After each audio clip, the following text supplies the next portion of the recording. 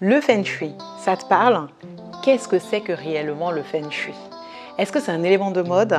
Concrètement, comment peut-on le mettre en place pratico-pratique dans une maison? Eh bien, je répondrai à toutes ces questions et bien plus dans cette vidéo. Pour ceux qui ne me connaissent pas encore, je m'appelle Linda Azoni, je suis CEO et fondatrice de l'agence d'architecture d'intérieur Concept Linda Déco. Je poste sur ma chaîne YouTube tous les samedis à 10 h, soit une vidéo conseil déco, soit une vidéo DIY. Donc si c'est la première fois que tu tombes sur ma chaîne, n'oublie pas de t'abonner et surtout déclenche la petite cloche pour recevoir des notifications à chaque fois que je poste une nouvelle vidéo. Et si tu souhaites aussi, rejoins la team Concept Linda Déco sur Facebook et Instagram où j'échange tous les jours avec mes abonnés, des conseils en déco, des astuces, mes projets en déco. Bref, rejoins la team Concept Linda Déco sur Facebook et Instagram.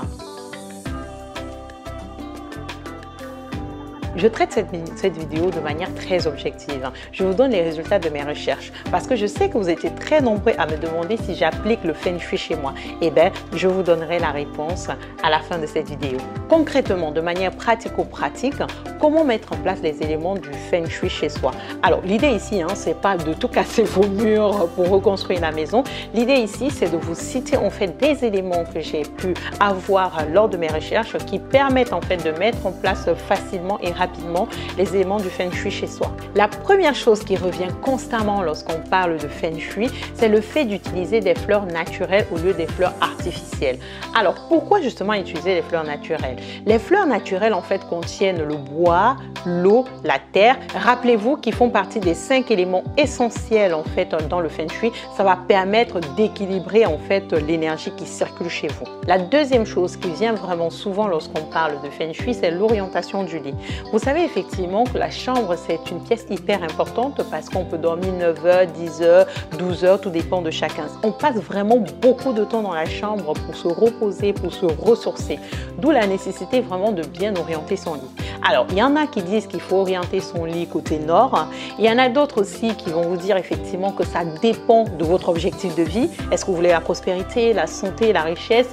Et que ça dépend aussi finalement de votre date de naissance. J'avoue que je n'ai pas pu trancher là-dessus, donc je vous laisse encore ce débat ouvert. La troisième chose qui ressort, c'est qu'il faut éviter de mettre les miroirs dans sa chambre parce que le miroir reflète sa propre énergie et surtout il faut éviter de mettre le miroir en face du lit parce que justement la circulation de l'énergie ne sera pas optimale. La quatrième chose qui ressort aussi, c'est qu'il faut éviter justement d'encombrer votre chambre, notamment le bas du lit. Il faut éviter d'encombrer, de mettre plein de choses parce que ça va empêcher la circulation de l'énergie. La cinquième chose, toujours dans le même sens, c'est qu'effectivement, votre entrée, elle est hyper importante parce qu'il y a la porte centrale. L'énergie peut entrer par la porte centrale. Et donc, du coup, il faut éviter d'avoir des choses un peu qui traînent au niveau de l'entrée, des choses qui vont encombrer votre entrée, les poubelles, les sacs qui traînent partout parce que ça peut empêcher la circulation en fait de l'énergie. La sixième chose qui m'a interpellée, que j'en ai déjà parlé dans une de mes vidéos, comment faire une chambre chaleureuse et intimiste,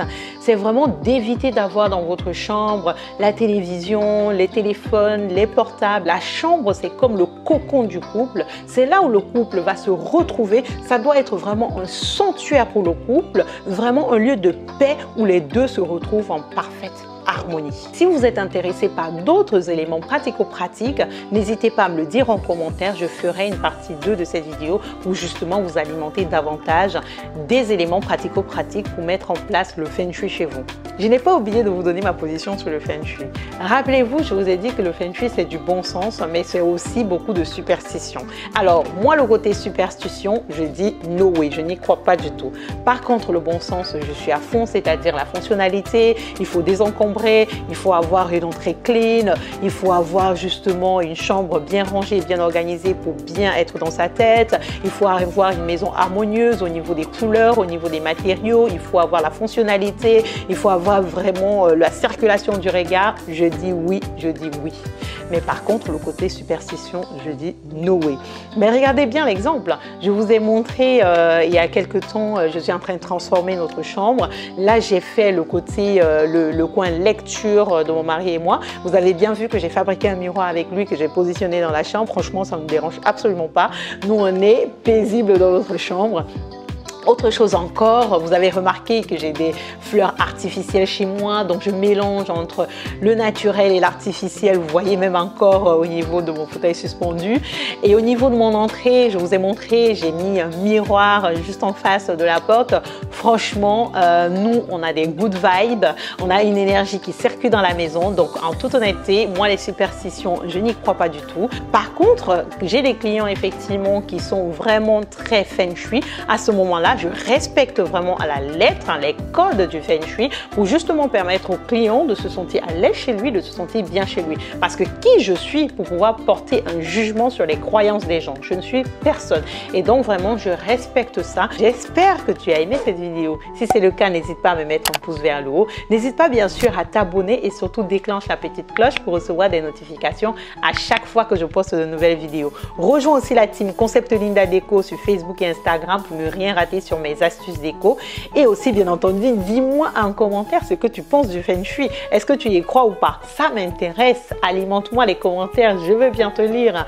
En tout cas, moi, j'ai été ravie de faire cette vidéo. Je vous fais des gros bisous et je vous dis rendez-vous samedi 10 h pour une prochaine vidéo. Et pour la team Concept Linda Déco sur Facebook et Instagram, je vous donne rendez-vous tous les jours à 18 h sur mes pages pour des astuces, des projets, bref, pour parler déco quoi. À très vite. Au revoir.